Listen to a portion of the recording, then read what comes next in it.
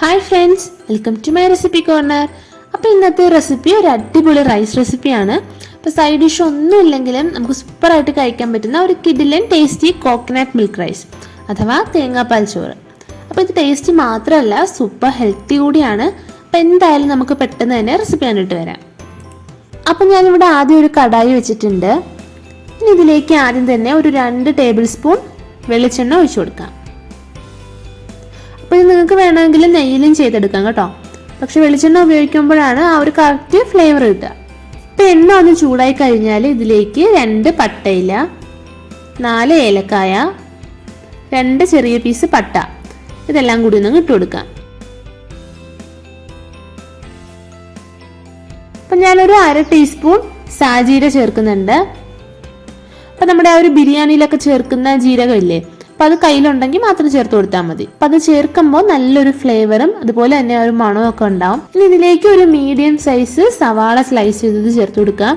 1 teaspoon ഇഞ്ചി ചെറുതായിട്ട് അരിഞ്ഞത്, 1 പച്ചമുളക് കീറിയത്, ഇതെല്ലാം കൂടി നന്നായിട്ടൊന്നങ്ങ് വഴറ്റിയെടുക്കാം. ഇനി നമ്മൾ ചേർത്ത് കൊടുത്ത ആ ഒരു സവാള ഒന്നങ്ങ് സോഫ്റ്റ് ആയിട്ട് വരുമ്പോൾ അതിലേക്ക് ഒരു ക്യാരറ്റ് ചെറുതായിട്ട് മുറിച്ചത് കൂടി ചേർത്ത് കൊടുക്കാം. ഇനി ഇതൊരു 2 മിനിറ്റ് ഒന്നങ്ങ് വഴറ്റിയെടുക്കാം.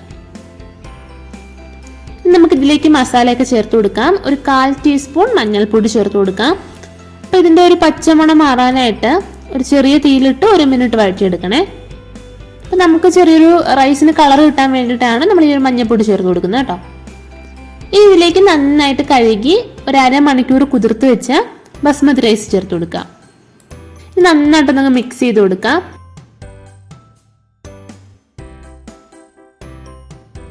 ഇനി ഇതിലേക്ക് അരി വേവുന്നതിനായിട്ട് വെള്ളമല്ല, പകരം നമ്മളിവിടെ തേങ്ങാപ്പാലാണ് ഉപയോഗിക്കുന്നത്.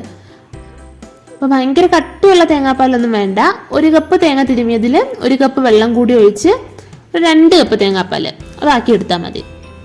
അപ്പോൾ അതേ 1 കപ്പ് അരിക്ക് ഞാൻ 2 കപ്പ് തേങ്ങാപ്പാലാണ് ചേർക്കുന്നത്. ഇനി ഇത്രയും അരിക്ക് ആവശ്യമായിട്ടുള്ള ഉപ്പ് കൂടി ചേർത്തൊന്നങ്ങ് മിക്സ് ചെയ്യാം.